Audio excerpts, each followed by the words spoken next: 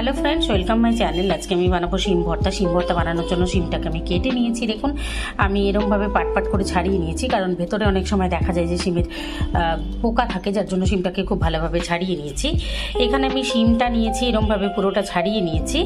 আর এখানে নিয়েছি আমি ফুলকপিটা আমি পুরো নিইনি। ফুলকপির এই যে এইখান থেকে এই ডাটাটা, আমরা ফুলকপি যখন বেশিরভাগ রেসিপিতে ইউজ করি এই ডাটাটুকু ফেলে দিই, তো এই ডাটাটুকুকে ফেলে না দিয়ে আমি এখানে ইউজ করে নিয়েছি। দেখুন, ফুলকপির ডাটাটা আমি এখানে নিয়ে নিয়েছি। এইরকম দুটো ফুলকপির ডাটা আমি এখানে নিয়ে নিয়েছি, আর নিয়েছি আমি বাকিটা শিম। এটাকে ধুয়ে নিয়ে এখন আমরা সেদ্ধ করে নেবো।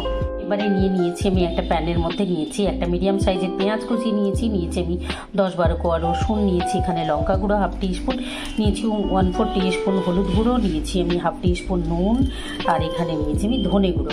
এর মধ্যে আমি এখন নিয়ে নেবো জল, হাফ কাপ জল নেব।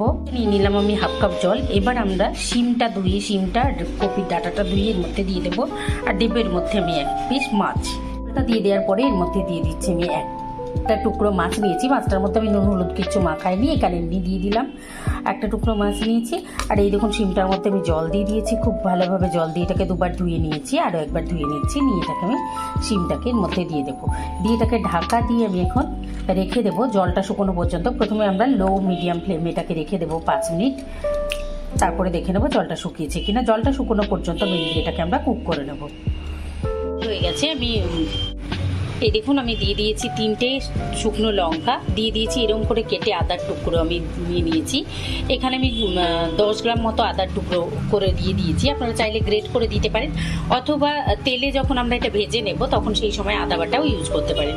আর এখন আবার আমি এটাকে ঢাকা দিয়ে রেখে দেবো 5 মিনিটের জন্য, কারণ জলটা শুকনো পর্যন্ত আমাদের অপেক্ষা করতে হবে। তো আমি আবারও এটাকে 5 মিনিটের জন্য ঢাকা দিয়ে রেখে দিই। 5 মিনিট হয়ে গেছে, আর ঢাকাটা আমি টেনে নিয়েছি। এখন আমি এটাকে একটুখানি উপর নিচে করে নিচ্ছি, যাতে পুরোপুরি খুব ভালোভাবে এটা সেদ্ধ হয়। নিয়ে এবার গ্যাসের ফ্লেমটা আমি এতক্ষণ একদম লো মিডিয়াম রেখেছিলাম, এবারে হাই করে নিয়ে গ্যাসের ফ্লেমটা আমি জলটাকে পুরো শুকিয়ে নেব।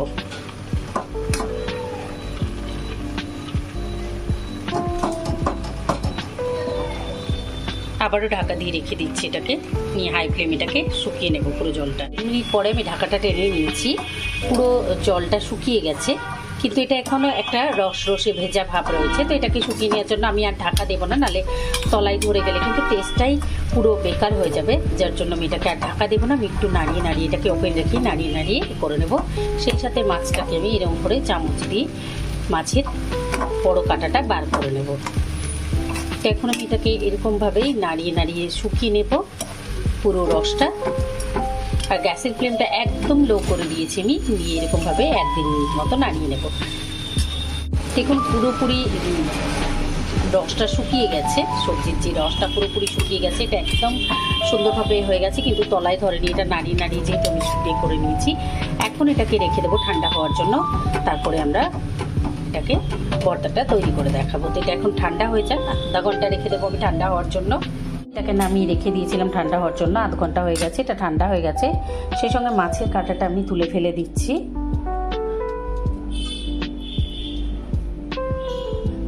তুলে ফেলে দিয়ে এটাকে এখন মিক্সি জারের মধ্যে দিয়ে এটাকে পেস্ট করে নেব। এই দেখুন, নিয়ে নিয়েছি আমি মিক্সির জার। এর মধ্যে এখন আমি সিমটা ঠান্ডা হয়ে গেছে, এর মধ্যে দিয়ে পেস্ট করে নেব। কপি ডাটা মাছটা আমরা এর মধ্যে দিয়ে পেস্ট করে নিয়েছি। এখন চলুন আমরা গ্যাসের কাছে চলে যাই। দেখুন, চলে এসেছি গ্যাসের কাছে। গ্যাসের ফ্লেম অন করে নিয়েছি, কড়াইটা গরম হয়ে গেছে। এর মধ্যে নিয়ে নিয়েছি আমি 2 টিস্পুন সর্ষের তেল। নিয়ে তেলটা গরম হয়ে গেছে, এখন এর মধ্যে দিয়ে দেবো আমি একটুখানি চিলি ফ্লেক্স আর কালো জিরে ফোড়ন। আপনাদের কাছে গোটা শুকনো লঙ্কা থাকলে গোটা শুকনো লঙ্কা দিয়ে দেবেন। ফোড়ন দিয়ে দিলাম, ফোড়নে আমি কালো জিরে আর চিলি ফ্লেক্স। এবারে আমি দিয়ে দিচ্ছি এর মধ্যে কুচনো পেঁয়াজ। এখানে 2টো পেঁয়াজ দিয়েছি আমি 1-2 মিনিট মতো নাড়িয়ে নিয়েছি। আমি ডিমটা সেদ্ধ করে নেওয়ার সময় নুন দিয়েছিলাম, তাই এখানে আমি অল্প একটু নুন দিচ্ছি, যেন পেঁয়াজটা খুব তাড়াতাড়ি সেদ্ধ হয়ে যায়, ট্রান্সপারেন্ট হয়ে যায়। যার জন্য এই দেখুন, অল্প একটু নুন আমি দিয়ে দিলাম।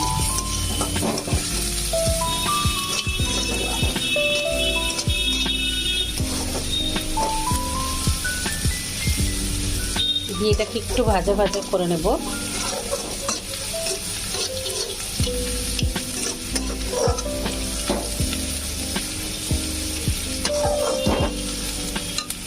পেঁয়াজটা বেশ সুন্দর ভাজা ভাজা হয়ে গেছে, আর বেশি ভাজবো না, নাহলে এটা কালচে হয়ে যাবে, কালারটা খারাপ হয়ে যাবে। তো এখন এর মধ্যে দিয়ে দিচ্ছি আমি পেস্টটা। এরকম দিয়ে দিচ্ছি আমি পুরো পেস্টের মধ্যে। পেস্টটা দিয়ে দেওয়ার পরে খুব ভালোভাবে নাড়িয়ে নেব। আর একটু আপনারা আন্দাজ মতো নুনটা দিয়েছি আমি, আপনারা যদি চান তাহলে এই সময় একটুখানি টেস্ট করে নিতে পারেন যে নুনটা ঠিকঠাক আছে কিনা, তাহলে একটুখানি নুন দিয়ে দিতে পারেন। ঝাল যদি কেউ বেশি খেতে চান তাহলে এই সময় একটুখানি কাঁচা লঙ্কা কুচিয়ে দিয়ে দেবেন। তেলের মধ্যে না দিয়ে এর মধ্যে যদি কুচিয়ে কাঁচা লঙ্কাটা দেন তাহলে ওটা খাওয়ার সময় মুখে পড়বে, খুব ভালো লাগবে। তো আমি এখন এটাকে ভেজে দেবো 3 থেকে 4 মিনিট মতো। যখন পুরো দেখবো যে আমরা কড়াই ছেড়ে আসছে তখন আমরা এটাকে তুলে নেব। আর দেখলেন তো কত ইজিলি তৈরি করে নিলাম আমি শিম ভর্তাটা। এটা খেতে এত ভালো লাগে, কেউ বুঝতেই পারবেন এটা আপনি শিম দিয়ে করেছেন, কফির ডগা দিয়ে করেছেন।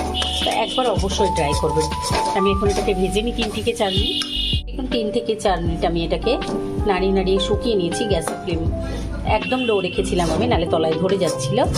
তো আপনারা চাইলে একটুখানি তেলের পরিমাণ বেশি দিলে কিন্তু তলায় ধরবে না। আমি তেলের পরিমাণটা খুব অল্প দিয়েছি, দিয়ে এটা করার চেষ্টা করেছি, যার জন্যই তলায় ধরে যাচ্ছিল।